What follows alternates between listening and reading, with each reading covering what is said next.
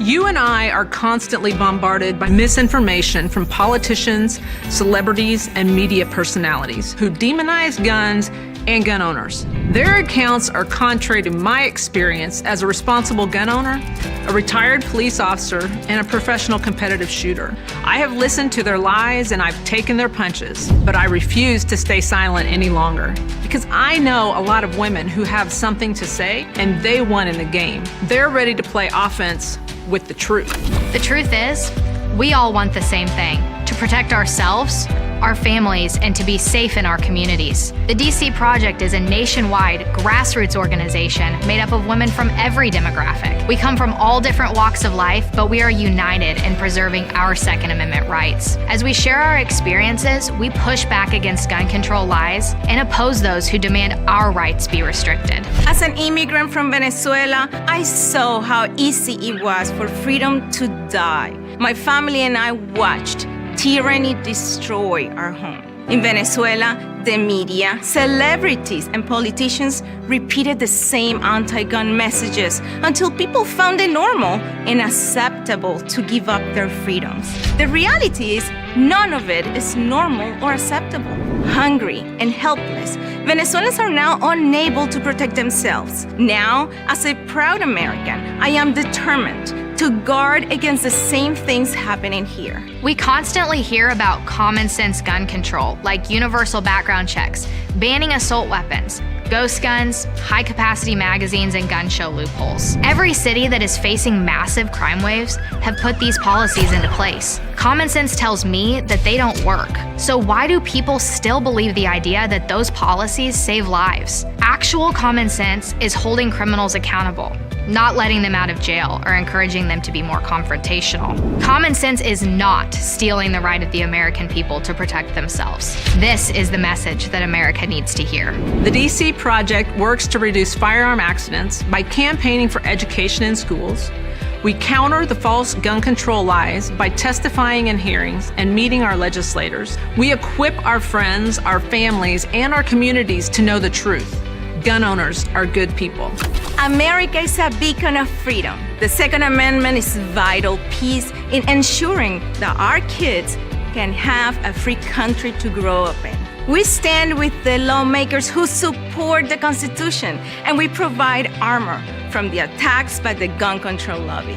Join the DC Project today. Become a member, donate, or subscribe to our newsletter for updates on how we educate, advocate, and preserve our Second Amendment rights for generations to come.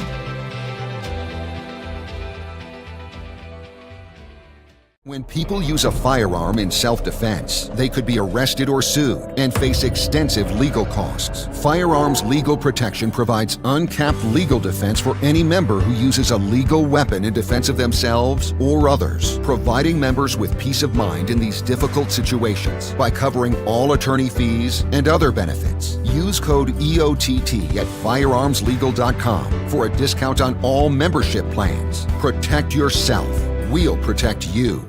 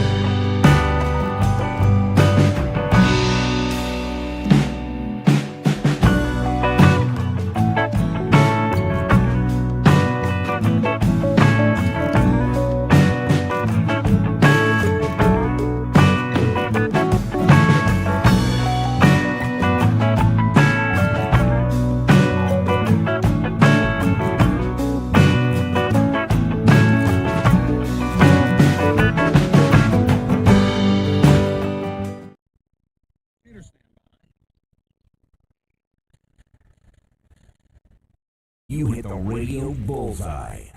And the home for everything Second Amendment. Concealed carry, the latest gear, reciprocity, legislation, the right to self-protection. And it shall not be infringed. This is Eye on the Target Radio with your hosts, Rob and Amanda. Hey there, everybody. Welcome to the show. Man, we have been on the road for a while. So Rob and I have just come back from the largest gun dealers trade show in the world. And there's a lot to see and a lot to be seen. What do you think? It was funny, some of that on their wall there, they were showing that they were like the 8th largest trade show in the world or something, and the 3rd largest in the U.S. or something. That's a pretty big statement. Pretty big statement. Well, it is 18 acres under roof. And so I think we tracked it, that we walked somewhere around 33 miles in the course of the days that we were there just to see it. Like a little Roomba going back and forth. Huh? Well, I feel like there was a lot that we didn't see. There was some places we went back to 2 or 3 times, and others that we never quite got there in the first place. But yeah, it shows you everything that is new in the industry, new stuff that's coming out, same stuff that's in new colors and new styles, and all of that kind of thing. Depending on what you're interested in, there's police, there's actual manufacturing. So if you're interested in new finishes or new products that they're using, we talked to one guy that makes a polymer that was new and exciting to at least him. It may show up to actually be something. Yeah, it may actually do some pretty good stuff, and that is one. I think this is one of the advantages to a show like this. Is how much of a nerd you have to be excited about a new polymer? I'm not sure I'm excited necessarily about a new polymer, but I am excited about the opportunities for new things, because when you really look at it opens up a new market for, something that they weren't using polymers for, now all of a sudden they can, and so now people will start thinking in that direction. So things will be different and better in the long run. It may take them 10 years to get there, but I think that's the point, is to look at stuff and say, what new in the industry has shifted, that's changed, that has new designs, where is it all, and where is it going? Because when you really look at it, John Moses Browning is kind of like the father of the firearm, and he's been gone for quite a while, and there's not been any new, unique. Even if it was new and unique, it's not so new and unique that people can put their finger on it. Right, that it didn't build off of exactly what he did. So I think so that's what I'm looking for, is when you look at the polymers, they're saying, look, they're strong, so you can put a barrel sleeve in, and all of a sudden you can make an even more lightweight but robust firearm. And some of the stuff is the tolerances are so good that there's no machining necessary. They can almost just cast it and out it comes as a finished part at this point. So that's so much faster and cheaper, so that brings the price down for the end user. Right, because we had been, when you started to look at investment castings, and when that went, and then the metal injection molding, and then the the computerized, the 3D printing that prints both in metal and in polymers, so that you could 3D print it. I seen one of them that makes it out of concrete too. I saw because we're in Vegas. At the same time that we are in Vegas, there is the world of concrete. And so we had hamburgers at a place where we were sitting next to a guy that was talking about the technologies that he had come to see from World of Concrete, but yeah, seeing them do a 3D printing of a house out of concrete, where the concrete truck just loads up, dumps it here in this hopper, and then this thing prints you a house, and it leaves you tracks to be able to run wires, and yeah, it's all there. It's kind of That's kind of cool, but that's the kind of stuff we're looking for in the firearms world. I I found a couple things that intrigued me. One of them was a very nice quality shirt company that is doing Hawaiian print shirts that when you looked closer, it had parrots and firearms and hand grenades and pineapples, and it was it was cute and adorable. Right. I thought. Diamondback had a new revolver out that was kind of neat. It was Hmm. on the Colt Diamond or what was it, the Detective Special size frame. Okay, yeah, that platform. Six shot, lightweight, stainless steel. It had a lot of pluses, and the price was not all that out of line.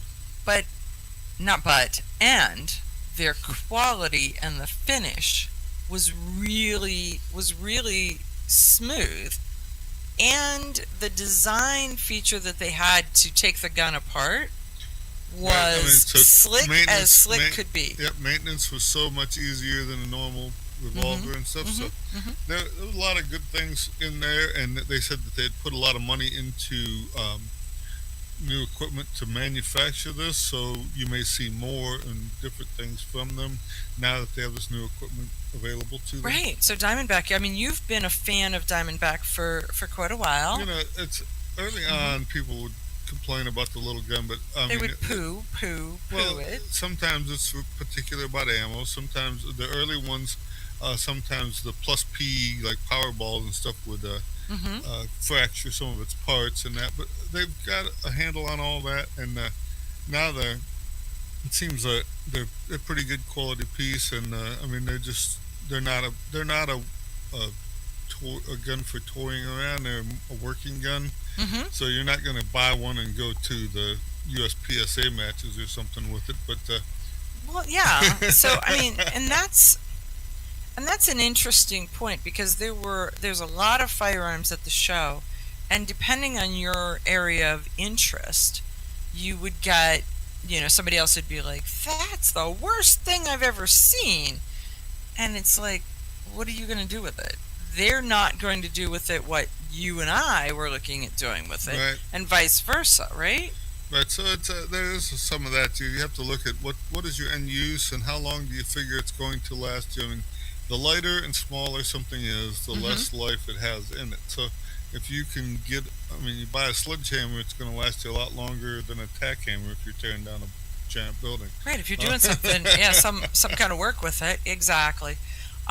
Yeah, so that's always an interesting kind of thing, because I came back looking at and having looked at High Vis, which is the company name, High Vis site that is, I believe, new and unique, and is going to positively impact the concealed carry market.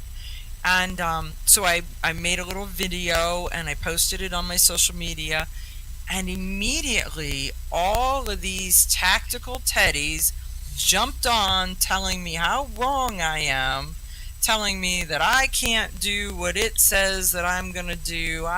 There's Well, not value. The thing is everyone uses tools differently, and a lot of it. I mean, I see that site that you're looking at. I mean, it works a lot like the Red Dot. It doesn't take any batteries. There's not much that can go wrong with it, and it definitely fits in a standard holster, and you could teach yourself how to use it in a couple of minutes. It isn't like it's such a new technology that all of a sudden you have to retrain everything you do about yourself. I look at it when people say, when your front sights line up with your back sights, just pull the trigger. And as soon as your front sights line up with your back sights, pull the trigger. Right?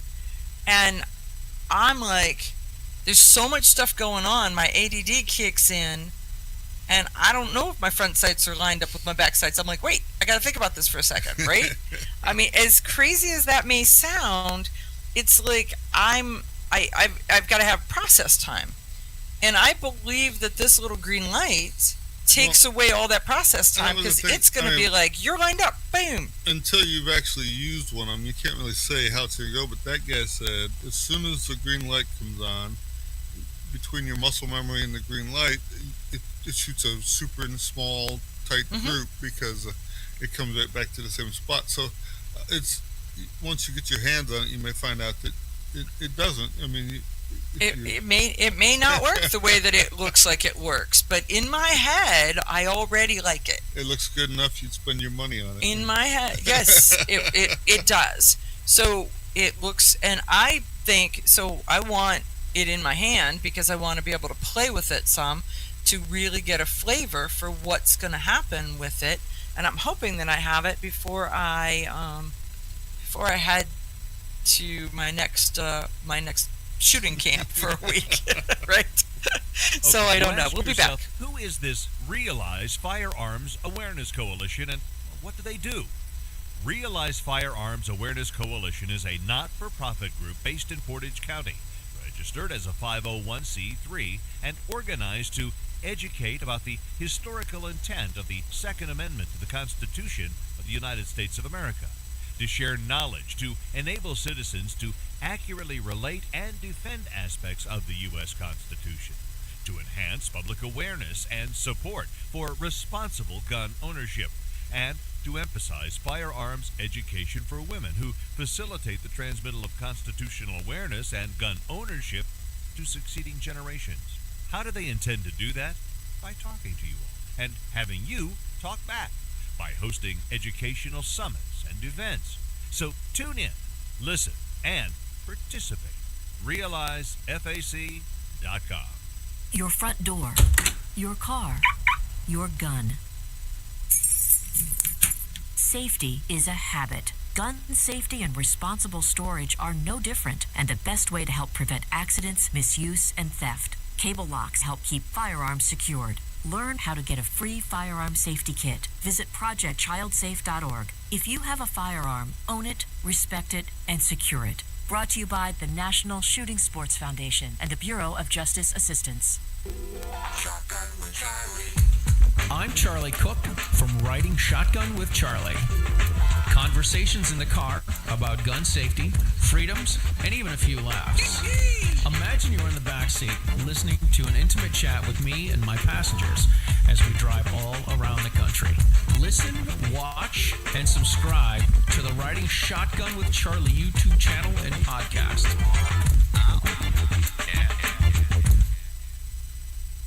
Grab your friends and head to Georgia to train with the Complete Combatant. The Complete Combatant offers a unique approach to self-defense training, layering the first signs of danger, lethal versus non-lethal decisions, and even surviving the aftermath. They offer premier firearms training with a range master certified instructor and host the top minds in our industry.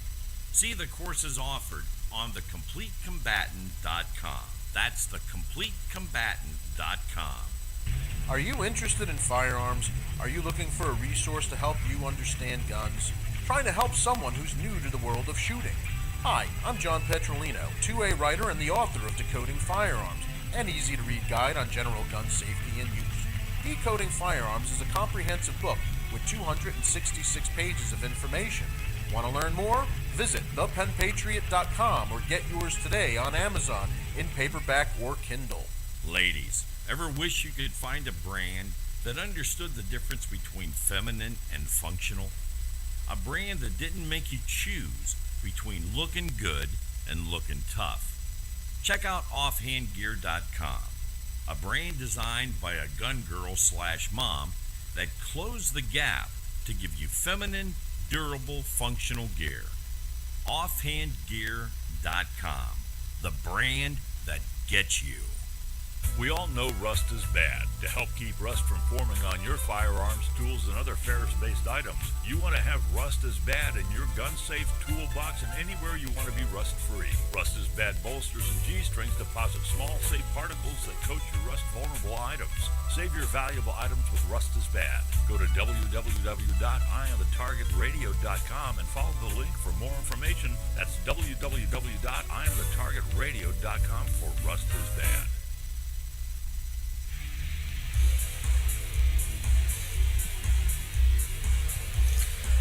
Okay, so we are back. So when we were in Vegas, not only were we at SHOT Show, but we also went to the NRA show for antique arms. Right, the Las Vegas Antique Arms Show.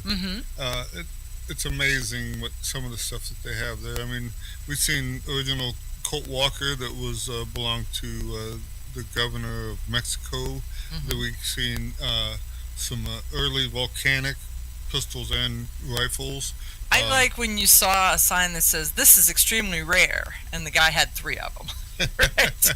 So, which means that he spent his life gathering. Well, and the funny part is he had 3 of them, but you didn't see any other ones in the show. No, there ain't. This is the guy. The guy.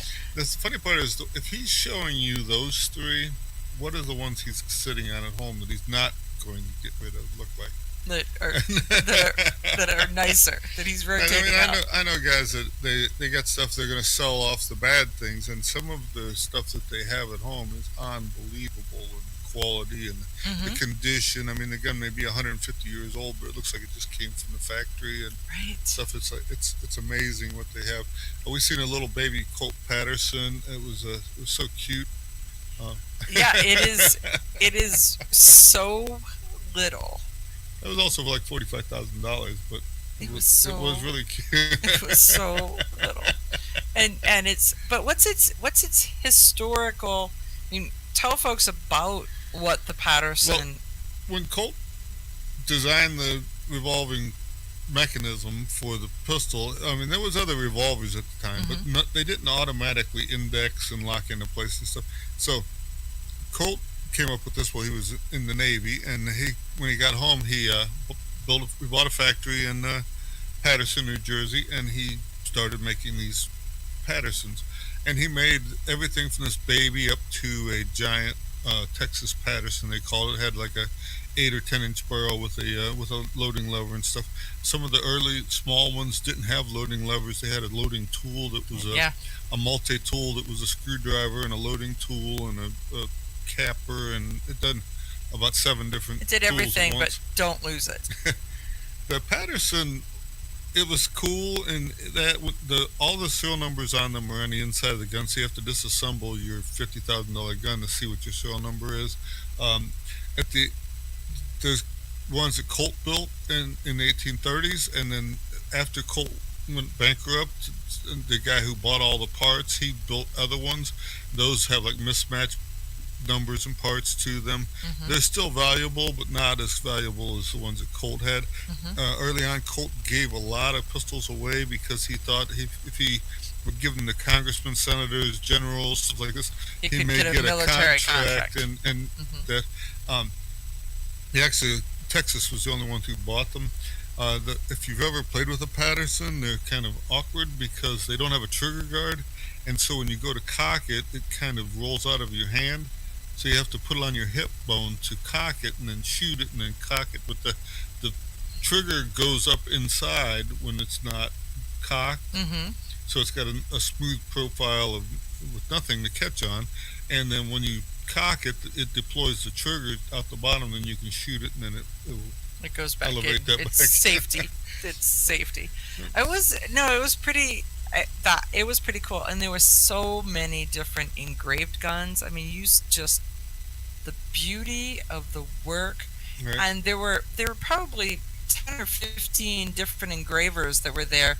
That were talking about the fact that they were hand engraving as opposed to laser engraving and computer engraving, because I think they have to differentiate and document that but now. if you look at you can tell by looking at it. The laser engraving doesn't do the job that the hand engraving does, and some of that, I mean, I don't know. There's 100 different styles of engraving. I mean, the Germans like an oak leaf pattern. There's some that's just a scroll work. Some of them Or like little animals and things. And that's one of the guys that engraved for Colt. I believe his name was Wolf. He actually engraved a little wolf head on the hammer so that you could see his signature basically. That you knew it was him. And but the cattle, there's a cattle brand style that they did, and so it's got like the A's and different cattle brands. some of that is so deeply relieved into the metal that it brings into question if the gun is safe to shoot because of the fact that they've carved out so much of it to put that in there. It's just the artistry associated with it is just absolutely gorgeous. It's funny when you look at some of the guns. I mean, the screw heads are in a certain location, and these lines line up with those and that. So if you have to take it apart, how do you get it back together to where everything lines up the way it was? Right, because they engraved the screw head so that when it comes back into the pattern with it. Yeah, it was something. And then let's talk about those miniatures, because there was two giant tables full of the Miniature Arms Society. You can look them up online. They have people who make little miniature guns, and some of the work is unbelievable. But it's almost like if they're folding the metal to make a magazine, they almost have to make a machine, just like the original factory, to fold this metal. So it isn't like they just fold it with a couple of wrenches on the table. No. They build themselves a press to press out these little magazines to go with their gun. And they would have little rifles that were no longer than your cell phone that function, and so all the parts shift and move. Sometimes they have little bullets that they can load into them and work through it and everything. So I mean, it's not that it just looks like it does not shoot, but it could shoot. I mean, it has every bit of the features associated with it. It's not just that it looks like this little gun. It's got every screw, every part is exactly the same as the original piece. So it's just a scale model of that. I mean, there was even one that was a pellet pistol that I recognized, and I was like, these guys are making a Tommy gun or a Texas Patterson or something, who takes the time to make themselves a copy of a 1950s pellet gun? But somebody did, and they did a fabulous job. It's amazing when you look at this. And the guns some of them are silver plated, some of them are gold plated, some of them are blued, some of them they have whatever original finish the things would have. It's amazing in their. Yeah, when you look at the pictures from the miniature arms, you can't necessarily tell that it is a miniature until they put something in there to show you that all of a sudden. Yeah, so it's a miniature and a penny. Then all of a sudden you notice that it is not real and true to size. It is true to scale, but it is not. It's amazing. So when we come back, we'll talk more about that SHOT Show, and the things we've seen. Grab your friends and head to Georgia to train with the Complete Combatant. The Complete Combatant offers a unique approach to self-defense training, layering the first signs of danger, lethal versus non-lethal decisions, and even surviving the aftermath. They offer premier firearms training with a range master certified instructor and host the top minds in our industry. See the courses offered on thecompletecombatant.com. That's thecompletecombatant.com. Are you interested in firearms? Are you looking for a resource to help you understand guns? Trying to help someone who's new to the world of shooting? Hi, I'm John Petrolino, 2A writer and the author of Decoding Firearms, an easy-to-read guide on general gun safety and use. Decoding Firearms is a comprehensive book with 266 pages of information. Want to learn more? Visit thepenpatriot.com or get yours today on Amazon in paperback or Kindle. Okay, you ask yourself, who is this Realize Firearms Awareness Coalition, and what do they do? Realize Firearms Awareness Coalition is a not-for-profit group based in Portage County, registered as a 501c3, and organized to educate about the historical intent of the Second Amendment to the Constitution of the United States of America, to share knowledge, to enable citizens to accurately relate and defend aspects of the U.S. Constitution, to enhance public awareness and support for responsible gun ownership, and to emphasize firearms education for women who facilitate the transmittal of constitutional awareness and gun ownership to succeeding generations. How do they intend to do that? By talking to you all and having you talk back, by hosting educational summits and events. So tune in, listen, and participate. RealizeFAC.com. This is Cheryl Todd of Gun Freedom Radio, and I am proud to join Amanda Suffolcool and all the 50 women, one from each state, in our grassroots efforts to protect the Second Amendment as delegates of the DC Project. Grassroots organizations like the DC Project run on donations, so please consider donating to our GoFundMe/DC Project to keep the promise of freedom alive. I'm Charlie Cook from Riding Shotgun with Charlie. Conversations in the car about gun safety, freedoms, and even a few laughs. Imagine you're in the back seat listening to an intimate chat with me and my passengers as we drive all around the country. Listen, watch, and subscribe to the Riding Shotgun with Charlie YouTube channel and podcast. Ladies, ever wish you could find a brand that understood the difference between feminine and functional? A brand that didn't make you choose between looking good and looking tough. Check out offhandgear.com, a brand designed by a gun girl / mom that closed the gap to give you feminine, durable, functional gear. Offhandgear.com, the brand that gets you. Your front door, your car, your gun. Safety is a habit. Gun safety and responsible storage are no different, and the best way to help prevent accidents, misuse, and theft. Cable locks help keep firearms secured. Learn how to get a free firearm safety kit. Visit projectchildsafe.org. If you have a firearm, own it, respect it, and secure it. Brought to you by the National Shooting Sports Foundation and the Bureau of Justice Assistance. Okay, we're back. You know, one of my favorite things in the antique arms show, not only, did we see some friends, people that we've known for years with our father in collecting, so we'll say 30, 40 years, right? Something like that. But they had cannons. So there were cannons there.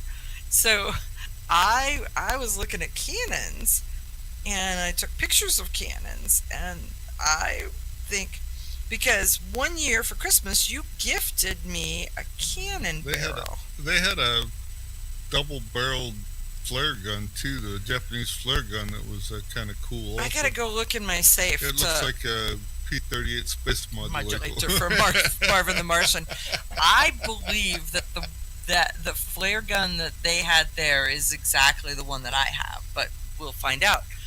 So I have to go look in the safe and pull that out. But the cannons, they're just sitting there with their little wheels, and so I got some pictures so that I can, in my spare time, I'm gonna take the barrel that I got for Cannon Christmas, and I'm gonna turn it into a real cannon, and their prices were pretty amazing. Pretty amazing. Well, that whole show, the prices were pretty amazing. It wasn't that you went in there with a couple $100 expecting to get something. There were lots of guns that were more than my car. Some were approaching a decent house. Some were more than my house, right? There was more than two handfuls that were over $100,000. And we walked past the samurai sword room. We didn't even bother going in there. Those are some big money things. Hey, I know nothing. I really know nothing about samurai swords. We went to the Wild West side. That was pretty interesting. Some of the stuff that was there. Oh, the leather and beadwork and a lot of like silver saddles, silver lariats, little. They had I don't know what you would call them, little whips for whipping the horse. The only one I ever seen in real life was Liberty Valance carried one in the movies, and he would whip people with it. It was okay. There you go. There was a lot of ropes with all of the things to make your ropes able to. So Well, I think they had there's lariats that you could buy, and then they had parts of it so that you could buy your own. And so the rope is super stiff. It's covered in a like a rosin, and the hondo, I believe, is the original name for it. Is I don't know. the eye on the um.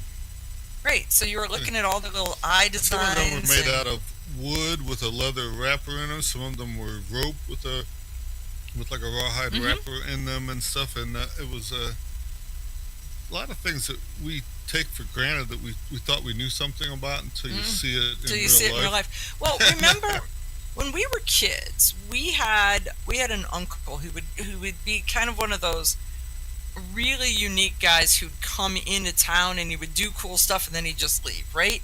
And so he could rope and he could make the loop and then he could stand in it, he could stand out of it, he could catch the horse. He was also a kid in the 1880s, 1890s, so he picked up a lot of stuff probably legitimately working, right?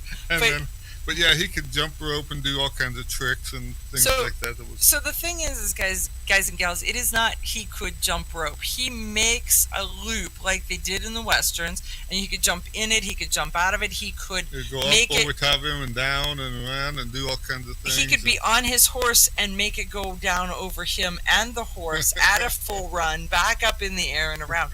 So when I saw these ropes, it just took me back to being 10 years old with Uncle Stanley on a horse in the backyard. It was pretty cool stuff. And then all of the silver work and the conchos and the spurs. There was another person there that had a horse made out of wire so that they could hang all of this decoration on it, so that you had this. I know I could have had the horse. I would have. It would look like a giant bird cage in the shape of a horse. That they could put saddles on and different things and show off all the silver trim and everything. I can't even imagine being like, okay, I'm going to Vegas and I have to take a life-size wire horse with me as part of the display, but they did.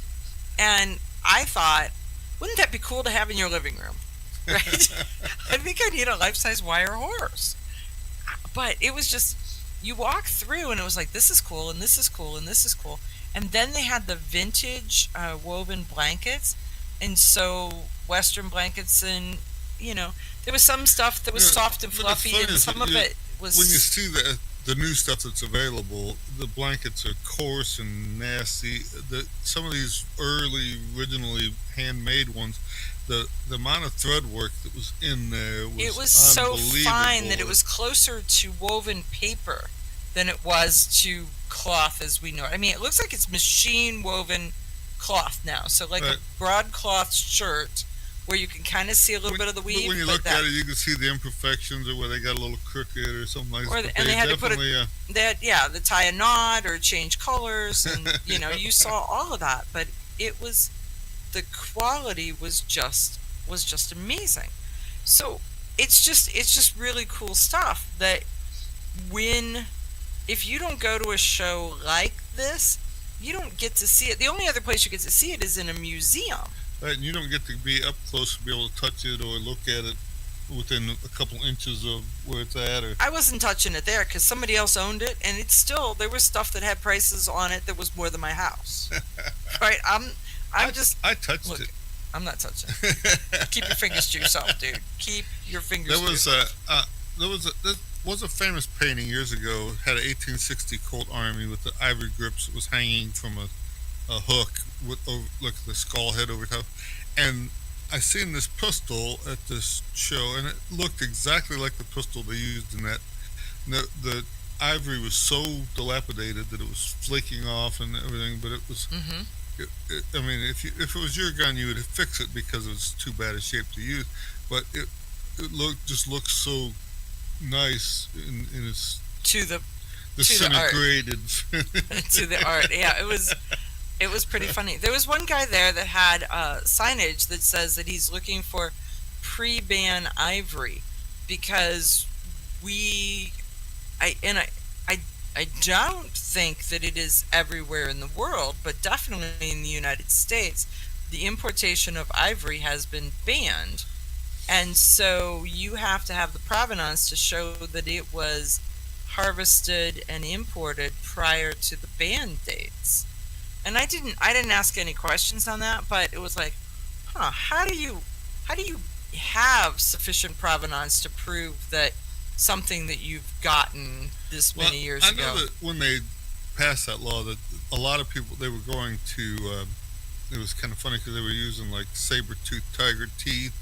They were using some walrus tusks. They were using woolly mammoth tusks. All kinds of things that they had found that were secondary products from that. A friend of mine, he had I think it was a walrus tusk that was harvested out of one of the bays, and over the past couple of centuries, it had started to convert to a stone or something. So it had like turquoise and black in like things that were inclusions in it.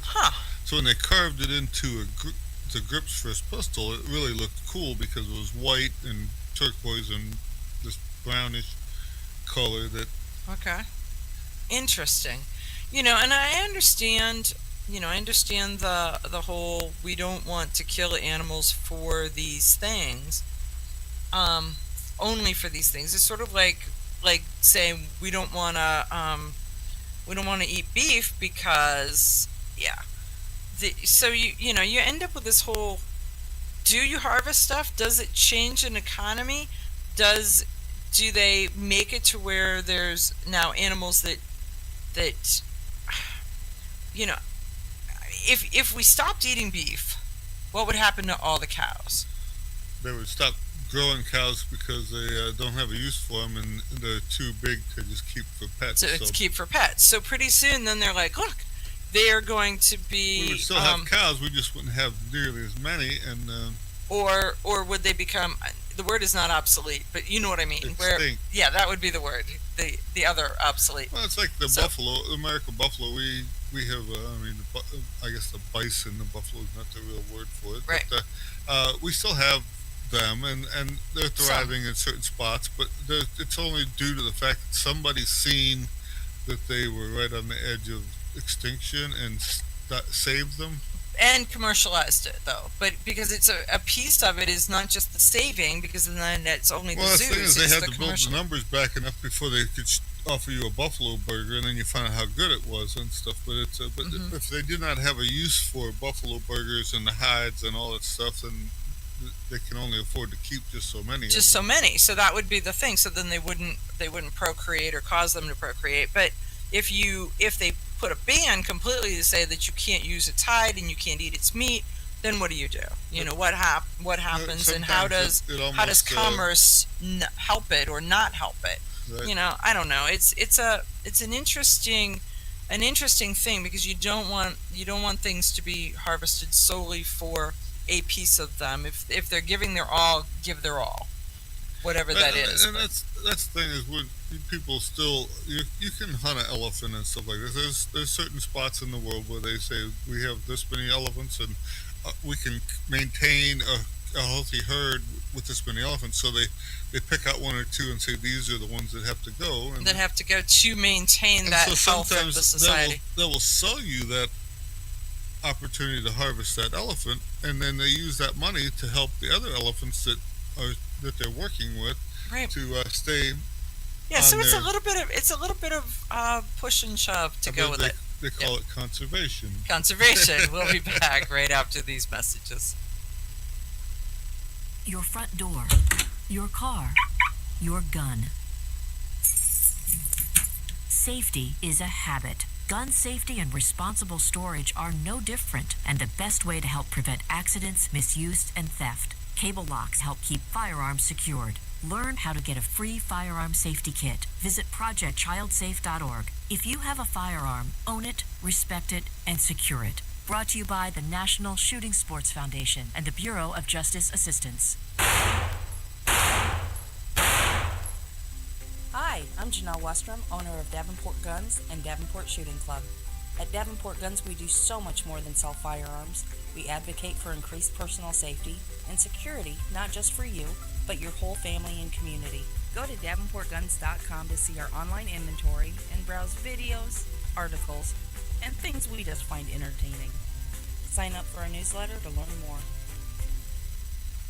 This is Cheryl Todd of Gun Freedom Radio, and I am proud to join Amanda Seppacool and all the 50 women, one from each state, in our grassroots efforts to protect the Second Amendment as delegates of the DC Project. Grassroots organizations like the DC Project run on donations, so please consider donating to our GoFundMe/DC Project to keep the promise of freedom alive. Ladies, ever wish you could find a brand that understood the difference between feminine and functional? A brand that didn't make you choose between looking good and looking tough. Check out offhandgear.com, a brand designed by a gun girl / mom that closed the gap to give you feminine, durable, functional gear. Offhandgear.com, the brand that gets you. Okay, you ask yourself, who is this Realize Firearms Awareness Coalition and what do they do? Realize Firearms Awareness Coalition is a not-for-profit group based in Portage County, registered as a 501c3 and organized to educate about the historical intent of the Second Amendment to the Constitution of the United States of America, to share knowledge, to enable citizens to accurately relate and defend aspects of the U.S. Constitution, to enhance public awareness and support for responsible gun ownership, and to emphasize firearms education for women who facilitate the transmittal of constitutional awareness and gun ownership to succeeding generations. How do they intend to do that? By talking to you all and having you talk back, by hosting educational summits and events. So tune in, listen, and participate. RealizeFAC.com. I'm Charlie Cook from Riding Shotgun with Charlie. Conversations in the car about gun safety, freedoms, and even a few laughs. Imagine you're in the back seat listening to an intimate chat with me and my passengers as we drive all around the country. Listen, watch, and subscribe to the Riding Shotgun with Charlie YouTube channel and podcast. Are you interested in firearms? Are you looking for a resource to help you understand guns? Trying to help someone who's new to the world of shooting? Hi, I'm John Petrolino, 2A writer and the author of Decoding Firearms, an easy-to-read guide on general gun safety and use. Decoding Firearms is a comprehensive book with 266 pages of information. Want to learn more? Visit thepenpatriot.com or get yours today on Amazon in paperback or Kindle.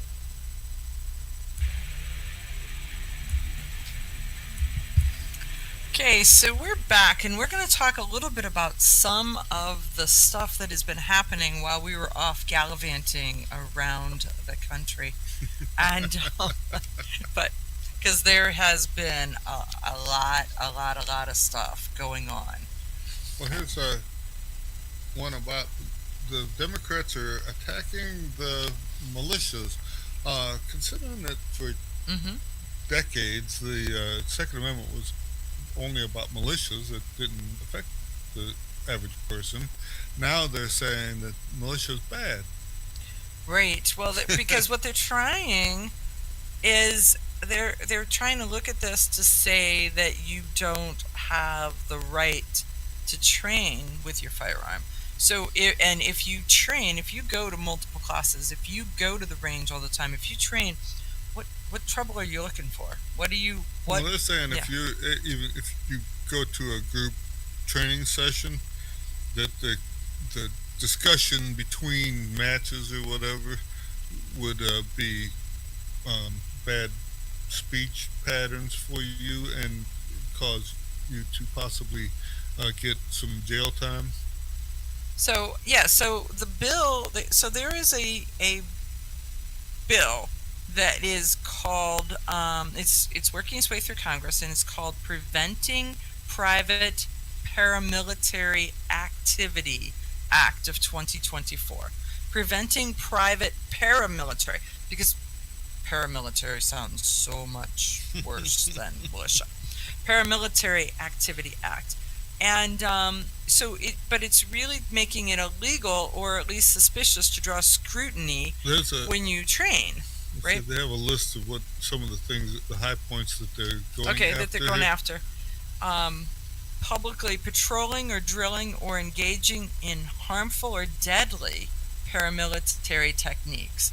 So if you're practicing whatever they consider paramilitary techniques, interfering with or interrupting government proceedings. That would be an homage to January 6th, because if you are... Some of it is it shows that they were trying to invoke this January 6th thing to try to get some feeling into it. Right. Also, too, if for some reason you were arrested for any of this and somebody was threatened, you get one penalty thing. If somebody was hurt, you would get a different penalty. If somebody was killed, you could possibly get life imprisonment for... Well, and so here's the one that I think is the big flame, that flaming one that you all need to pay attention to, and that is assuming, they say falsely, but assuming the functions of law enforcement and asserting authority over others. So, okay, on the whole, on the front, on the face, that sounds like, okay, well, you're not a cop, you don't train like a cop, you shouldn't be a cop. There are multiple stories this week of people using their firearms to hold someone at bay till the police came. So if you're using your firearm, that is assuming the function of law enforcement at that point to hold them at bay, and asserting authority over them to hold them at bay until someone else with a gun comes. And so it really is, pay attention to how these are and what is going on with them, because words have meaning here, and they're looking to make it to where, should you want to should you want to be able to use your gun to defend yourself, defend your family, provide security for your house, you could run afoul of this law. But so we know that based on Bruin that we're winning. They're trying to take us and make us criminals in some other place, in some other fashion, in some other form. You tie this to the Everytown for Gun Safety, White House, the new firearm safety office that the White House has done, the executive order that the president is working on to make it to where safe storage is a requirement, and that that requirement then becomes, if they have a requirement, then who's going to inspect it? It's sort of like there's zoning, and then there's a zoning inspector, and then there's a guy who drives by and he looks, and are you acceptable or not? And so if you and your friends train, if you and your friends have an event where they all bring their guns and you bring in a trainer, that's a paramilitary training opportunity. And some of it too, there's some wording in there for forfeiture of your equipment. So if they catch you, that the government now owns all of your all the equipment you were using and all the equipment you own that you might have been using. Man, they're not getting my cannon. They're not. I'm building this cannon. They are not getting my cannon. But at the same time, think about this. Can you see the news that not only was I training in a paramilitary style, because I had a firearms trainer come in to teach me some new drills or the low light or any of that kind of stuff, but she had a cannon. Who needs a cannon? I need a cannon, but okay. I have this need. I got the Christmas cannon, so there is that. But yes, pay attention to that. Write to your legislators and let them know that you are not for Preventing Private Paramilitary Activity Act of 2024. It is HR 6981. 6981. It was sponsored by a congressman, a Democrat from Maryland, and Jamie Raskin, and co-sponsored by Edward Markey. And so there's somebody from Maryland and somebody from Massachusetts. Those are the bastions of freedom states, absolute freedom-loving states. But we cannot let this camel get their nose under the tent at all. And we've got to draw some lines, and we've got to be able to say, no, stop it, get out of it, do not support it, and then find out when they're up for election. Find out when they're up for election. That's the thing is, sometimes a couple of phone calls or just some postcards or email will help your legislator understand that this is not a popular thing. Yeah, and use nice words, not four-letter words. You want to and it's just got to be short and sweet. Oh, man. Let's go to Letter Writing 101. Letter Writing 101 says in the subject, I am for this bill or I am against this bill, and what the bill name is, because that really is the only thing that matters. Then you can say kind of who you are and that you're a constituent, because that matters. And then if you want to go into some detail, you can. Chances are they are looking to see, are you a constituent and which way are you? Because they're going to look at it to say, if they're getting 10-1 in one direction or another, then that helps them sway, oh golly, I am not going to get reelected when I stir up the hornet's nest. So and if they're on a federal level, and this is, know that they have an office in your town, and they have one in DC, and they may have another one in another county. I mean, in some cases, these guys represent multiple counties. Call each one, email each one, because then one call, one email, one letter gives you, they consider it like 100 people. So if you can get to DC, you can get to your municipality. If you get to the other one, all of a sudden you are now 300 people.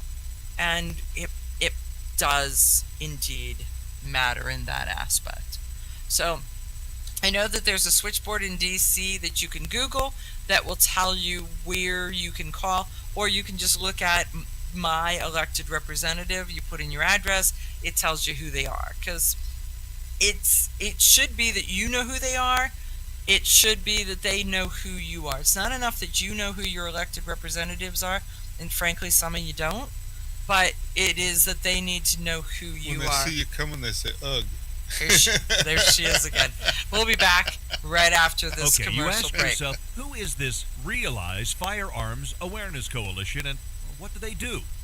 Realize Firearms Awareness Coalition is a not-for-profit group based in Portage County, registered as a 501c3, and organized to educate about the historical intent of the Second Amendment to the Constitution of the United States of America, to share knowledge, to enable citizens to accurately relate and defend aspects of the U.S. Constitution, to enhance public awareness and support for responsible gun ownership, and to emphasize firearms education for women who facilitate the transmittal of constitutional awareness and gun ownership to succeeding generations.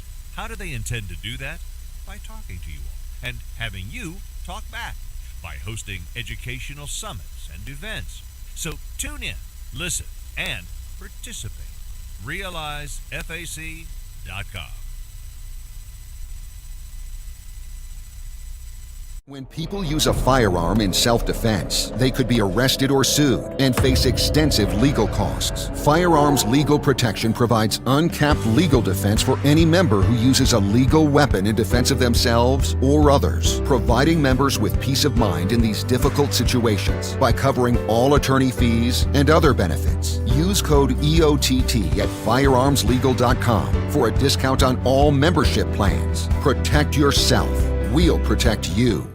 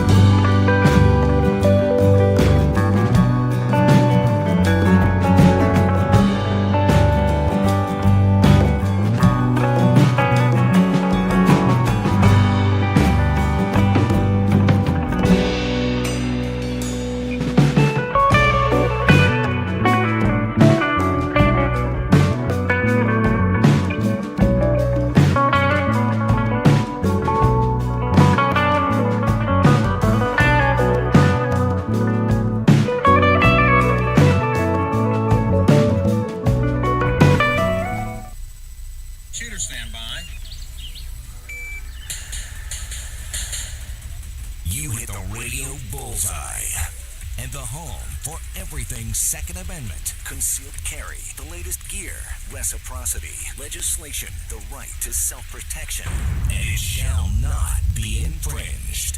This is Eye on the Target Radio with your hosts, Rob and Amanda. So, folks, as we ended the last hour, we were talking about, contacting your politicians and how critical it is that they hear from you. And this story here tells you why it is critical to let your voices be heard, just kind of across the board. So so Paul, our video producer, he has the switchboard number for DC so that it's up on the screen. And that number, if you've got a pencil, grab a pencil. The U.S. Congressional switchboard is 202-221-3121. And that way you can connect to your congressman based on calling the switchboard, and they will redirect you. But here's how critical or how important it really is. In Maine has a series of state laws that mandate that the Maine Department of Inland Fisheries and Wildlife offer education on guns and gun safety in addition to the wildlife and fishing. And so they're saying that if they are the Department of that they have a state laws that mandate education. So they were holding a gun cleaning class, and so they would teach you how to not even the care and feeding, just the care of your firearm, so that you could clean it, you could check it, you could review all the aspects of it so that it was in good operable, good working condition. They have had a series of complaints because the class that they were holding was to teach you how to clean your AR style gun. And since how do you scare a liberal? What letters scare a liberal? AR are the letters that scare them. So they have done a call campaign that has now caused the Maine Department of Inland Fisheries and Wildlife, this government entity, to violate the law and not hold the classes because that it has impacted or... But now, too, the pro-gun side has started calling. Right. So now they're like, what do I do? What do I do? Right, but it's good for business when everyone knows something's happening. So right. Now you hear about it, you can do your own research and make your own decisions at this point. Now you got to stir the soup, kids. Yes. And there's more people who are either for the gun thing or at least for your freedom to choose if you want to go learn how to do the gun. Right. So, but it is absolutely ridiculous that the state mandated education has to be canceled because somebody's feelings were hurt on their pinky toe. So can their little pinky toe has been hurt. So we want, if you are in Maine, if you have friends in Maine, if you winter, well, I'm sure you summer in Maine, you don't winter. Maybe you're a skier. Maybe you winter in Maine if you're a skier. It's just cold there. Or you're just a professional lobster eater. Well, I could get behind that. I could summer in Maine. I'm not sure I could winter in Maine because it looks pretty darn cold there. But if you have some connection to Maine, get your voice out. Call your friends. Figure out who you have. I mean, the world is now so little that we are connected. When they do that 6 degrees of separation, it is so unbelievably true. You go somewhere and you're like, oh, I know that person, and then this person knows that person, and it's kind of crazy how it all is. But you want to make sure that Maine understands that there's a law that says that they need to educate. There is funding that says that they need to be educating. It is not illegal to own one of these. So how can they make it to where they cancel something because somebody's whining when it is a constitutional right that has not been restricted, is not illegal, and we need to be, we need to push back. We need to push back. That's the thing. Nobody likes conflict. So when they got somebody screaming in their face, it's easier to just say no than it is to put up with it. Scream back. So now, that's the thing is you need to conflict the other way. Well, if you look at it, the liberal side of the government is the squeaky wheel. I mean, they're not the biggest side, but they're the loudest side. They stick together. They when one of them writes something, the rest of them read it, and they in lockstep go. They have no idea what they're talking about, but they know what they had read about this public statement that they're doing, and that's as far as it goes. Where the right is a group of free thinkers that you ain't the boss of me, so they're not. They may read your article and poo-poo it because there's something in there. The right cannot. I mean, this is that thing where they cannot all agree on what to order on a pizza. Right. So there is, even if it were a free pizza, they are not going to. So, yes, there is that. And we're not getting into the pineapple pizza debate as much as the thing is, some of you may want. There's a lot of that stuff is when you give someone too many choices, you've basically shot yourself in the foot. So, okay. We're too free thinking. Mom used to always say, "Take it or leave it." That was the choices you had. You got two choices. If you was to argue, she would give you a knuckle sandwich. So she also told us that we have, two chances at something: fat and slim. Those were the only chances. So that was how that was. So the Giffords Foundation has taken a stand on arming teachers. Imagine that.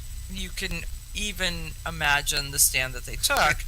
But Iowa, so the news is starting to come out. Alaska is talking about arming teachers.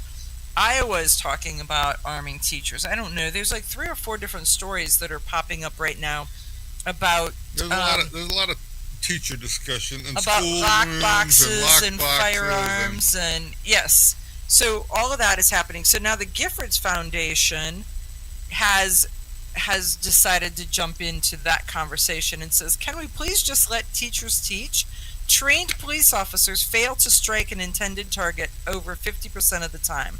Why do we think arming teachers will result in anything but tragedy? How about, they ask why. Do they really want to know why? Because we could answer that.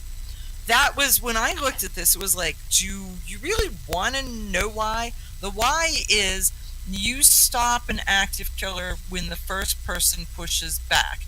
So how long do you want to wait to stop the armed killer? How long do you want to wait? Is Uvalde good enough an example? That 600-page report just came out talking about all of the failures of Uvalde. Well, and that's the thing. There's a spot where you cannot, I don't know what you would want to call it, artificially excite you to the point of where someone is shooting at you. No. So no matter what amount of training you get, it's never going to be like real luck. No, but you're going to get, you can get some stress inoculation. And that's the thing is when you get some training, when your world starts to fly apart, you drop into this groove of what you were trained to do and not of trying to think of 2,000 things at once. Right, because you cannot, when an emergency happens, as smart as you are, you cannot think your way out of an emergency. Because there's so much stuff coming at you, you just cannot do it. I use an example that I started my house on fire, and I could not even think about the fact that it was 13 degrees outside and there were keys in every car that I could have pulled out and sat in the car while I waited for them to come and save me. But nope, I'm standing outside because they told me to go outside. I went outside, right? I went back in to get shoes because it was really cold out there. But you cannot, you train your way out of an emergency. You cannot think your way out of an emergency because you are in the reactionary zone at that point for a while because there's just so much stuff coming at you. It cannot be. But I think that the other part is that, okay, Giffords, I get the whole 50% of the time the police officers fail to strike at an intended target. That's because they're running, the other guy's running, stuff's happening, things are flying, and yeah, and I've shot with some police officers, and you think that because of the fact that the gun keeps you going. We'll be back, and then we'll talk about that. So hold that thought. Grab your friends and head to Georgia to train with the Complete Combatant. The Complete Combatant offers a unique approach to self-defense training, layering the first signs of danger, lethal versus non-lethal decisions, and even surviving the aftermath. They offer premier firearms training with a range master certified instructor and host the top minds in our industry. See the courses offered on thecompletecombatant.com. That's thecompletecombatant.com. Hi, I'm Janelle Westrom, owner of Davenport Guns and Davenport Shooting Club. At Davenport Guns, we do so much more than sell firearms. We advocate for increased personal safety and security, not just for you, but your whole family and community. Go to DavenportGuns.com to see our online inventory and browse videos, articles, and things we just find entertaining. Sign up for our newsletter to learn more. Your front door, your car, your gun. Safety is a habit. Gun safety and responsible storage are no different, and the best way to help prevent accidents, misuse, and theft. Cable locks help keep firearms secured. Learn how to get a free firearm safety kit. Visit projectchildsafe.org. If you have a firearm, own it, respect it, and secure it. Brought to you by the National Shooting Sports Foundation and the Bureau of Justice Assistance. I'm Charlie Cook from Riding Shotgun with Charlie. Conversations in the car about gun safety, freedoms, and even a few laughs. Imagine you're in the back seat listening to an intimate chat with me and my passengers as we drive all around the country. Listen, watch, and subscribe to the Riding Shotgun with Charlie YouTube channel and podcast.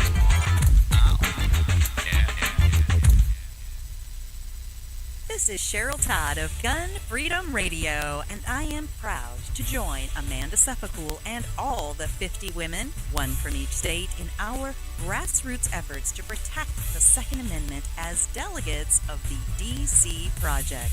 Grassroots organizations like the DC Project run on donations, so please consider donating to our GoFundMe/DC Project to keep the promise of freedom alive.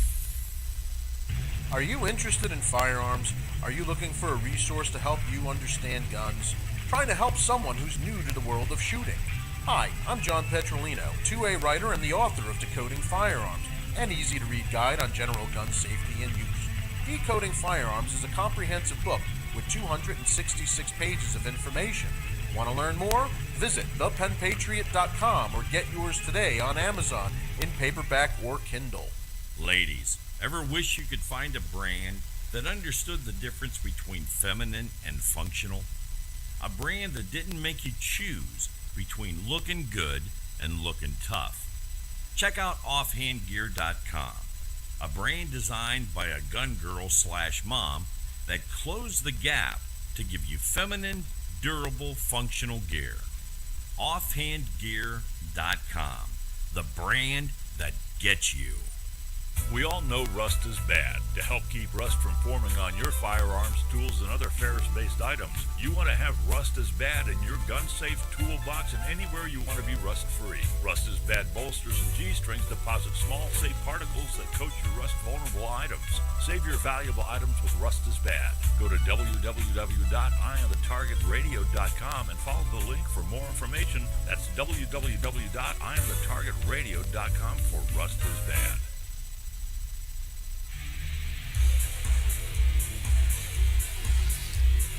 Okay, so we're back. Now, we were you were saying that you have shot with some police Well, officers. I mean, there's gun guys and there's not gun guys, Right. and you would think that because the gun is the police officer's first line of defense, and the fact that his life depends on its use, You would think some he'd be good at it, but some are or not interested. in it at all. It's a tool like a crowbar or a hammer. They think that they've watched enough television that it'll do the job for them, but it's the nut behind the wheel that makes it Well, happen. And so if you are interested in it, you'll learn some hand-to-hand techniques, you'll learn shooting, you'll learn all kinds of different things. And if you're not interested in it, you do the bare minimum that is well, I mean, required. when you really look at that, it is a firearm that they carry on their body. They also carry tasers. They also carry pepper spray. Right, but if you So look at have they taken training with those things? They also drive a car. So one would think that they would be looking at taking training for fast speed maneuvering and drifting and all of those kind of things. And some are interested and some are not at think all. about it like a musician. There's plenty of guitar players, but not many Stevie Ray Vaughns out there. So if you like what you're doing and you're really into it, you get to be exceptional at what you're doing. If you don't, you get to be adequate at what you're doing. What you're doing. Well, you're right, and that's a very good analogy because there's so many people who are like, "Wow, look at that! Listen to that guy play that music. I wish I were that good." Well, And it if was you like, did how wish you were that many? good, you would put a couple hundred hours a week into learning how to be that good. Right? When was the last time you pulled it out and practiced with it? When was the last time you looked at it? Like Stevie Ray Vaughan said, if you have not fell asleep with your guitar multiple times, you haven't practiced enough. I haven't practiced enough. Have I fallen asleep with my firearm? I don't know that I have that either. I really have not. See? Yeah. So that goes to show you could be better. I could be better. I know I could be better, but I could be. But I mean, that's the thing is, people tell me we'll go shooting or something, and we'll do like a point shooting drill or something, and they're like, "Man, I wish I could do that." I'm like, "All it takes is 100,000 bullets, and you'd be just as good as that." right.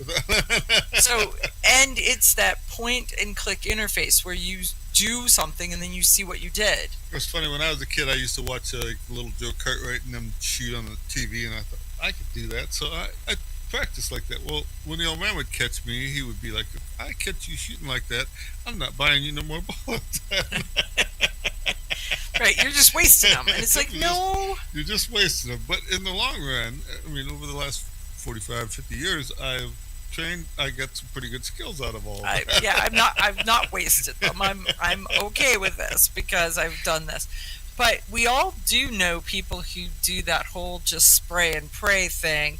It's like it's a pistol, but it works like a shotgun. Well, a right? lot of people, they like the cadence of the boom, boom, boom. It's not so much that they keep their eye open and see the flames come out of it or the brass ejecting or the sight picture or any of that stuff. They just like to hear that bam, bam, bam. It's kind of like the clickety clack of a train track. It's soothing to them. So based on the lot of it speed of the clickety clack, you can tell how fast the train is going. But Just saying. But that's the thing is how fast. What do you want out of it? What are you expecting to get from it? How good do you want to be? I mean, there's people who are so over the top good. It's they have no other life. They don't have friends. They don't have a thing. This is their life. And there's other people who are adequate at it, who still have a life and get by. But some of the things, like I say, a police officer, if your life depends on this, you would think you would probably put ought to. a little bit of interest into it. But I can't say that you You're have there. to. You just You know, I have such a noise reflex, wince reflex thing. See, that you should petition harder for suppressors, because then that noise would be not that would a be non-issue, way and- better, because you're like, do you see any of that stuff? That you pull the trigger, you should see the hammer fall, you should see some fire, you should see. I don't see nothing.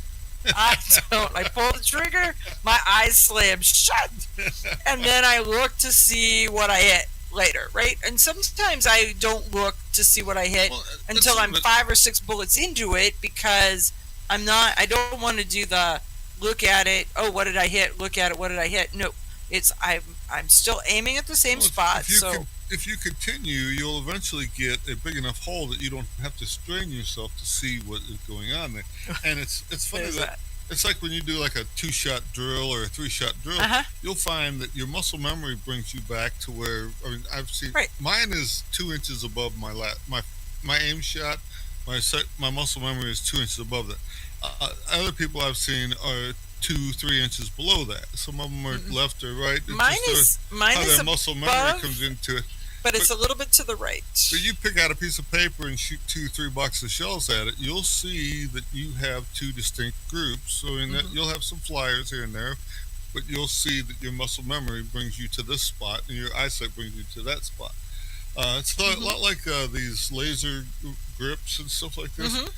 If you were aiming at the sights, use a laser grip to verify it and everything, and shoot the shot, you're going to hit in one spot. If you put the gun at your waist level and pull the laser on and then aim it and shoot, you'll shoot at a completely different spot because you pull the trigger with a much more robust pull, apparently, from the low level than you do when you're it changes the angle, and it changes what else is happening while you're doing it. Right. I mean, there's a lot of things like this, and you'll see this. If you look at it, that's why they sell a trap gun with 5 different kinds of stocks on it, because depending on the angle and the stuff, you shoot completely differently and in a different spot and a different style, and you have different felt recoil and things like this. And what works for one person doesn't work for the other. If you look at people, there's some people that have 2 bones in their neck and their head is like right on their shoulders, and others that have 10 bones in their neck and they have it almost looks like a giraffe type necks. So one guy's gun is not going to fit the other guy no matter what they do to it. Right. Right. All of that. So crazy. But I mean, I've seen there's a lot of times when you watch a woman shoot, their neck and shoulder location is way different than a man's, and they're trying to get the same cheek weld and all this. It doesn't fit together well for them, and I don't really understand how to make it happen. I've seen some women that are phenomenal shooters, and I've seen others that almost look like they're shooting right-handed with their left eye. To train with the Complete Combatant. The Complete Combatant offers a unique approach to self-defense training, layering the first signs of danger, lethal versus non-lethal decisions, and even surviving the aftermath. They offer premier firearms training with a Rangemaster certified instructor and host the top minds in our industry. See the courses offered on thecompletecombatant.com. That's thecompletecombatant.com. Are you interested in firearms? Are you looking for a resource to help you understand guns? Trying to help someone who's new to the world of shooting? Hi, I'm John Petrolino, 2A writer and the author of Decoding Firearms, an easy-to-read guide on general gun safety and use. Decoding Firearms is a comprehensive book with 266 pages of information. Want to learn more? Visit thepenpatriot.com or get yours today on Amazon in paperback or Kindle. Okay, you ask yourself, who is this Realize Firearms Awareness Coalition and what do they do? Realize Firearms Awareness Coalition is a not-for-profit group based in Portage County, registered as a 501c3 and organized to educate about the historical intent of the Second Amendment to the Constitution of the United States of America, to share knowledge, to enable citizens to accurately relate and defend aspects of the U.S. Constitution, to enhance public awareness and support for responsible gun ownership, and to emphasize firearms education for women who facilitate the transmittal of constitutional awareness and gun ownership to succeeding generations. How do they intend to do that? By talking to you all and having you talk back, by hosting educational summits and events. So tune in, listen, and participate. RealizeFAC.com. Ladies, Ever wish you could find a brand that understood the difference between feminine and functional? A brand that didn't make you choose between looking good and looking tough. Check out offhandgear.com, a brand designed by a gun girl / mom that closed the gap to give you feminine, durable, functional gear. Offhandgear.com, the brand that gets you. We all know rust is bad. To help keep rust from forming on your firearms, tools, and other ferrous-based items, you want to have Rust is Bad in your gun-safe toolbox and anywhere you want to be rust-free. Rust is Bad bolsters and G-strings deposit small, safe particles that coat your rust-vulnerable items. Save your valuable items with Rust is Bad. Go to www.eyeonthetargetradio.com and follow the link for more information. That's www.eyeonthetargetradio.com for Rust is Bad. Your front door, your car, your gun. Safety is a habit. Gun safety and responsible storage are no different, and the best way to help prevent accidents, misuse, and theft. Cable locks help keep firearms secured. Learn how to get a free firearm safety kit. Visit projectchildsafe.org. If you have a firearm, own it, respect it, and secure it. Brought to you by the National Shooting Sports Foundation and the Bureau of Justice Assistance. I'm Charlie Cook from Riding Shotgun with Charlie. Conversations in the car about gun safety, freedoms, and even a few laughs. Imagine you're in the back seat listening to an intimate chat with me and my passengers as we drive all around the country. Listen, watch, and subscribe to the Riding Shotgun with Charlie YouTube channel and podcast.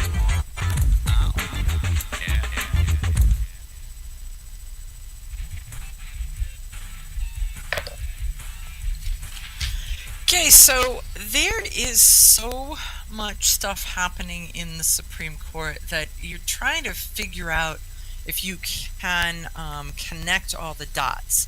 And there's such big dots that I've got a Sharpie. Think if you were in the court system, there's so many cases that are coming before them that all of a sudden there's other cases that are either at the Supreme Court right now or in queue to be in the Supreme Court. And so do you try to do something with your case, or do you let it wait to see what happens? You save yourself $1 million and you let somebody else run it to the ground? They'll come through and do something with it. Right now there's a case in the Supreme Court about the Chevron? They call it Chevron. And the Chevron case is confusing in the fact that in the 70s, Chevron was being sued about, I think they sued the EPA or one of these. So, and Chevron, that is Chevron, not the herringbone. Chevron, the gas company. Right, but okay. The company. So anyhow, they said that the government overreached and there was no actual law. They just interpreted a law, and so they had won, but it was a very small window win, and nothing has happened till like last year.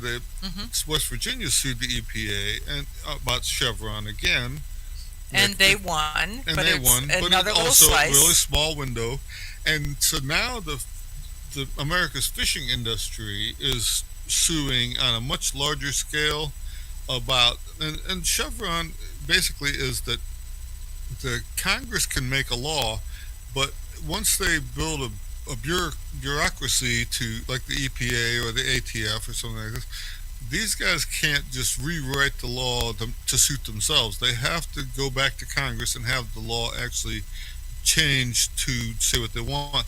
Right now, the government just says what they think, and you have to defend against it, and the cost is astronomical. So if this fishing industry case comes through and they win, a lot of things are going to change, because like the ATF, where they're bump stocks and forced reset triggers and all that stuff, there's no law against any of that stuff except for inside the ATF's head. And exactly. So, and the auto industry has the same kind of thing. Everybody is up against this at some level or another. Fast food industries, everything. So this will be a far-reaching. It really will. I mean, think about it. We remember when the states started to look at it and say that on drinks, you could only have a drink that's this size because that's too much sugar. And so right now there's a case called Garland versus Cargill, and it is about bump stocks. And so they're saying, the ATF is saying that when Congress banned machine guns in 1986, that it covered all of this, and everyone else is saying no, it did not cover bump stocks. They were not defined in there. This was not that type of, because their words at that point was one trigger pull, one bullet, and with a bump stock, one trigger pull, one bullet, regardless of who or how that trigger gets pulled. So the ATF is truly not authorized to draft regulations expanding the reach of whatever the criminal laws are beyond the scope of what Congress had prohibited in the first place. And so you'll see this, like whatever they're saying here, one trigger pull, one bullet. I mean, these force reset triggers are the same thing. It's just that when you pull the trigger, it pushes the trigger back out, so you have to pull it again. Mm-hmm. So depending on how much pressure you put on it, or if you keep it held down, it continues to do its thing. It's not really a machine gun, but right. It's somewhere kind of in this middle. What's really interesting is the strange bedfellows that are happening associated with this. This case, Garland versus Cargill, has just gotten a brief filed by the New Civil Liberties Alliance. There was a case that the NRA was doing on the First Amendment that the NAACP was involved in and was helping function and pay for it, right? It's the strange bedfellows. Some of these they're trying to step on your rights so hard that it's actually going to encompass other groups around it that weren't in the target area of what you wanted, but they're going to be in the brief that they had written about the one where they were supporting the NRA. They're like, though we fundamentally disagree with the premise for this organization, we do all agree that this was overreach. And so it was like, yeah, we don't love you long time kind of thing for the NRA, but these two groups kind of butt heads to begin with. But when they looked at it case by case, they're really taking that case and taking those facts, and that's a good place to be, where we're all grown-ups looking at the facts and not just. There's a lot of things. This Bruin case that came through has kind of drawn a lot of people together that normally would not be together. Right. And there's a lot of things in these that prove to that, just because they're trying to go back through history, some of the stuff that in history we did not live this pristine. Right. So they're trying to go history, text, and tradition, and then they're like, oh, wait, this history. We were talking to John Crump, and it was like, this history has singled out African Americans, it's singled out Catholics, it's singled out, and so there was these things, and it's like, well, we don't like any of that, and there's no way that we're going to go back or pull that out and say this, though the left is saying, I really want this response. They can't lay it on the backs of what they used for the justification of it. Right. Something that you're seeing stuff with the 18 to 21-year-olds. You're seeing different other groups and stuff, and it's funny because like in some of what Bruin's pulling out, they want to exclude certain individuals from being the people in the Constitution. Right. So, but the Constitution didn't cover any of that. So they're trying to look at it and say that you were that if you were 18, you were not a citizen yet, or whatever. And they also, as it points out in some of the things, that observing the founding era gun restrictions based on race, religion, such as those of Loyalists, Native Americans, Quakers, Catholics, blacks, would moved Yeah. to be unconstitutional under the First and 14th Amendment now. So even if they did have a law back in the day, it's unpalatable to because they singled them out. So they're Right. like, okay, you're a Quaker. I don't know. So Quakers aren't people is kind of part of what was the history of the definition. I'm pretty sure that Native Americans, African Americans, Catholics, and Quakers, I'm pretty sure they're people, right? And so it makes it a little tougher for them to go back and say, I won't let these people do anything because they're not people. And none of the other laws, the other amendments, have an age limit on them. No. So it's I don't know, the one about prohibition might have had age limits, but but it's all on print now. Right. But I think they're going to drop down to this 18-year-old now. They're going to eventually, it's going to go away. They're going to have to go less than 18. There's a spot where your parents get to make a decision when they think you're capable of doing some of this stuff. I mean, think about it. Your parents now get to decide, do you quit school or not? Well, if your parents now get to decide whether you get married or not. Right, and historically, that you could, in some states, you could be married when you were 11 or something. Something, right. So it's like some of these, if you go history, text, or tradition of some of this stuff, I mean, you get to be a full citizenship at 10 years old. And let's start talking about unpalatable. Man. But yeah, it's going to be interesting because the left wants to disarm us all. And if they can slice off a slice and say, okay, this group can't have guns, and then that group can't have guns, and the other group can't have guns, and this history, text, and tradition offers them that, but they can't say the secret, quiet words out loud.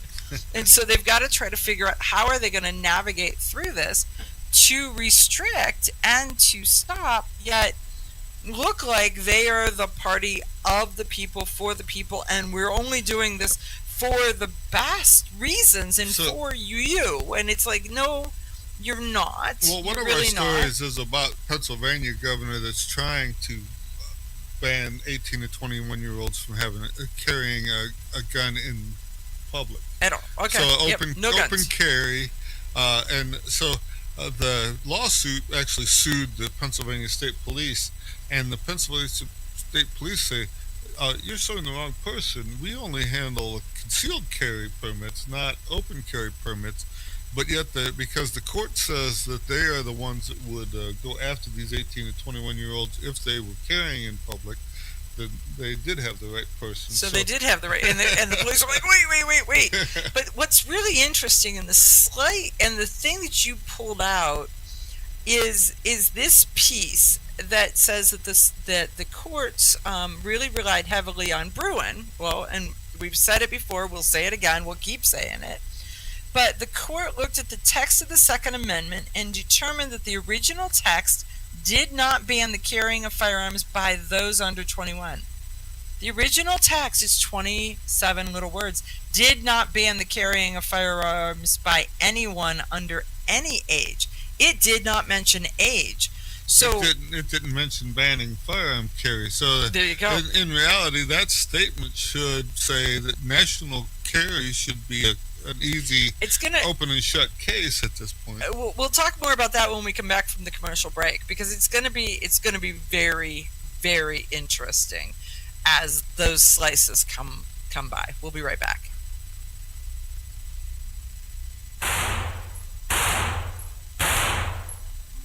Hi, I'm Janelle Westrom, owner of Davenport Guns and Davenport Shooting Club. At Davenport Guns, we do so much more than sell firearms. We advocate for increased personal safety and security, not just for you, but your whole family and community. Go to davenportguns.com to see our online inventory and browse videos, articles, and things we just find entertaining. Sign up for our newsletter to learn more. This is Cheryl Todd of Gun Freedom Radio, and I am proud to join Amanda Sefcool and all the 50 women, one from each state, in our grassroots efforts to protect the Second Amendment as delegates of the DC Project. Grassroots organizations like the DC Project run on donations, so please consider donating to our GoFundMe/DC Project to keep the promise of freedom alive. Ladies, ever wish you could find a brand that understood the difference between feminine and functional? A brand that didn't make you choose between looking good and looking tough. Check out offhandgear.com, a brand designed by a gun girl / mom that closed the gap to give you feminine, durable, functional gear. Offhandgear.com, the brand that gets you. We all know rust is bad. To help keep rust from forming on your firearms, tools, and other ferrous-based items, you want to have Rust is Bad in your gun-safe toolbox and anywhere you want to be rust-free. Rust is Bad bolsters and G-strings deposit small, safe particles that coat your rust-vulnerable items.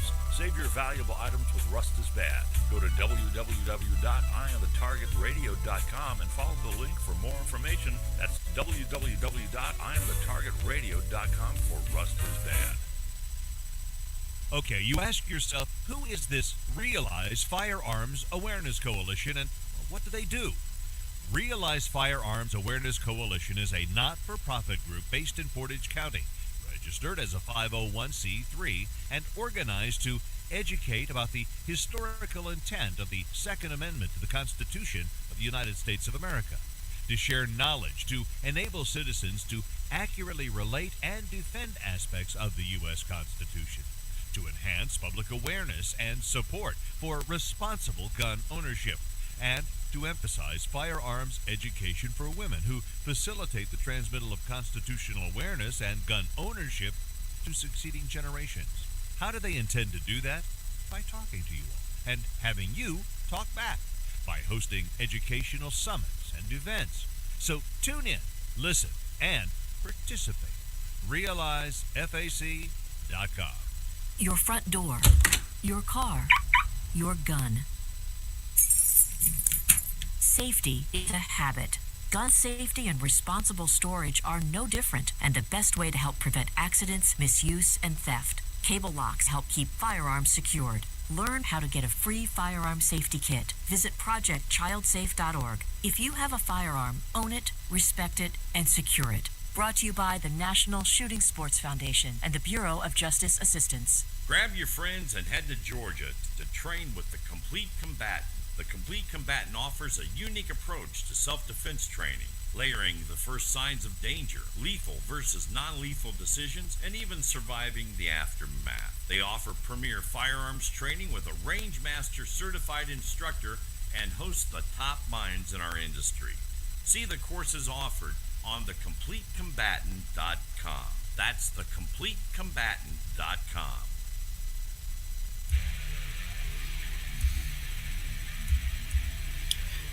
Okay, so we're back, and I'm going to say that in this Bruin decision for those based on age, I don't believe that it's going to be a quick change from a 21-year-old to an 18-year-old to a 6-year-old.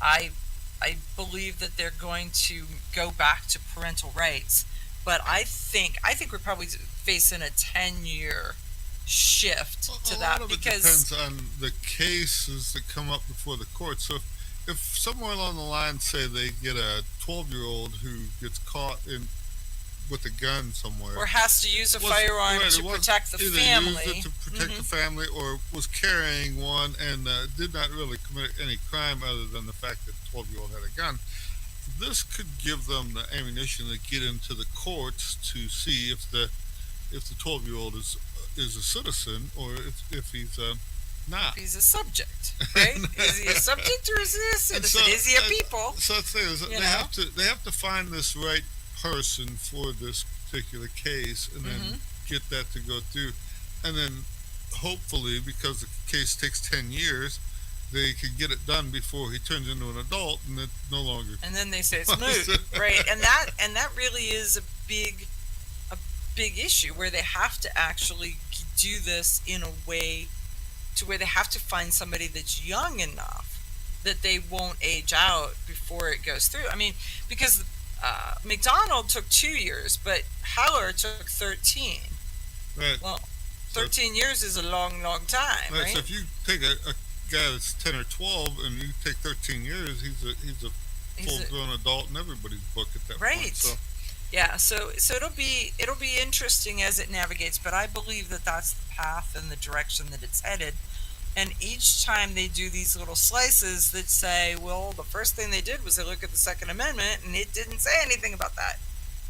Yes, it did not. It did not. Well, that's the thing, is some things that they kind of left up to common sense, and we have long since abandoned common sense. So, right. You know, the school systems are going through and getting more and more people that are interested in, like, patrolling the schools, being armed at the school or something. So they're getting staff that wants to, they're getting parents that want to, they're getting the PTO organizations that want to. They're seeing some of this. I mean, and it's not even the armed staff so much. It could be a janitor, it could be anybody, but some of it where they are teaching them the medical, the trauma medical, stuff like this. All that stuff is good stuff. But Iowa, there's a story in here that Iowa they have the right to arm the teachers and everything, but the insurance companies have come in and now started to blockade it. So these insurance companies have turned off the insurance for the school district if they won't block these armed teachers from being. So if the insurance company allows an armed teacher. If the school allows an armed teacher, the insurance company cancels their insurance. I will not insure them. So that means that if a school, whoever that insurance company is, I'd be looking for them, because if there's a case that they are an insurance company and there's something that happens in my school and they are that, then they're culpable for whatever happened to my little Susie, my little Johnny, because you forced that to happen. Some of these insurance companies, we've seen this before, where the hurricanes come through and then the insurance company doesn't want to cover houses or businesses or something, but they want the lucrative part of life insurance or car insurance or something. This is the same thing, so they almost need to go in and block these from doing any insurance work in that state. Well, that's what Florida would not let them pull out of houses if they wanted to stay with cars. They're like, you are doing it all or you're doing none of it. What are you doing? And I know that there are a couple insurance companies who are, their bread and butter now is these schools, because they're like, look, the schools go for training, the schools raise their awareness, the schools do the right thing. So they find that those are proactive schools on so many other levels. So if they do find these insurance companies, they should share this amongst each other so that they can run the other insurance company out of business for all that it matters. Well, I think there's a lot of that. So there's that. The free market is a wonderful thing. It's amazing how it works, and if you provide a product that people want, then they tend to buy it. If you provide an attitude that people don't want, they tend to go somewhere else. So Great. Well, and there's this. So Representative John Willis out of Iowa is he introduced some legislation that would forbid insurance companies from dropping districts who arm school staff, and it didn't go clear through the Iowa legislature, and so it died, as many bills do. So one, we need it back in, and two, send a letter and a note to Representative Willis to say we appreciate him and his forward thinking plans, because he has pointed out that this is critical to the school safety plan, because many of the school districts in his state do not have dedicated school resource officers for every campus, and some of them are looking at 20 minutes or more before when you call, because it's never going to be about having a gun. It is going to be about who has the gun and when are they coming. So are they right there on campus? Are they right in the other next building over? Or are they 20 minutes away when you call them? Let me call for my gun, and it's a half hour out. Exactly. Right. So, because it's not like, oh, we don't want a gun. we just don't want you to have a gun. We want police officers to have a gun. What's and the it's old saying about call the cops and call for a pizza. See which one comes first? There is that. As well intentioned as they are, you know, you get into this thing where people are like, no more taxes. There's more people in places, you know, we're kind of rural. When the police need it, when you're going to train someone, the guy had a shift he was supposed to be doing. So now if he's going to training, somebody else has to cover that shift. So now you're paying him and the other guy. Right. Then you have to have the equipment that you're training him with, and also the equipment for the replacement to do the job. So now you have double the cost of equipment. There's a huge cost in training, and we need to pony up and make that happen for us. Correct. But we tend to be cheap. We tend to try to get away with half of what we need or less, and sometimes it comes back and bites us. Well, and you see some of this, and then other times there's money, and they do something crazy with that money, and it's like, I was just reading an article, and I don't know if you read this or not, that in Austin, Texas, they have a pilot program right now where they are paying people, they're just giving them a minimum basic wage, which sounds great. Everybody gets a minimum basic wage, but it's coming from the taxpayers to everybody getting a minimum basic wage. But if you have a job, you don't get the minimum basic wage. It's only if you don't have a job. So there are people who are getting $1,000 a month, not to go to work, paid for by the taxpayers, and so they're saying, look, it works really good. Those people say that they've got food, they've got housing, they've got cars, they've got my food, my house, my car, and I got a job and a headache, right? I mean, there's a spot. I can tell you that for $1,000 a month, you don't have a car and insurance and gasoline and a house and food and heat and electric and insurance and all the other stuff that goes with. So you're they're fooling themselves, right. And they're using the money to go to Vegas or something. I don't know. Maybe they're. Well, if they can parlay it into enough money to where they're paying taxes too, I'm good with that. But it's the fact that the taxpayer is paying for it. So we just have to spend our money in the right places to support the law and order portion of part of what we're doing, and to protect our children. Because instead of working that wage, they should spend it on a trade school to teach these kids, people how to do something. And we need to protect our kids. So I am all about that. We'll see you guys next week. Okay, you ask yourself, who is this Realize Firearms Awareness Coalition, and what do they do? Realize Firearms Awareness Coalition is a not-for-profit group based in Portage County, registered as a 501c3, and organized to educate about the historical intent of the Second Amendment to the Constitution of the United States of America, to share knowledge, to enable citizens to accurately relate and defend aspects of the U.S. Constitution, to enhance public awareness and support for responsible gun ownership, and to emphasize firearms education for women who facilitate the transmittal of constitutional awareness and gun ownership to succeeding generations. How do they intend to do that? By talking to you all and having you talk back, by hosting educational summits and events. So tune in, listen, and participate. Realize FAC